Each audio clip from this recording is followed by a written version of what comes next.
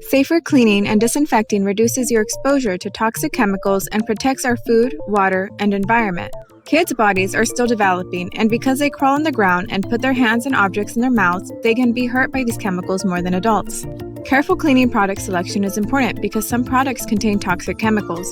Microfiber cloths, soap, and water can clean many surfaces just as well as complicated and expensive cleaning or disinfecting products.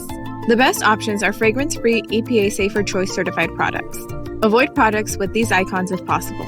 If you only change one thing, get rid of chlorine bleach. Use hydrogen peroxide-based cleaning products instead.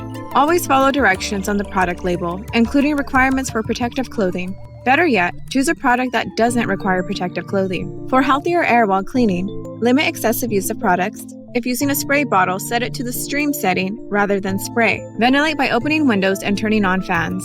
Store products where kids can't reach them. Safely dispose of products you no longer use. Check out the Western States PACU for more information on children's environmental health.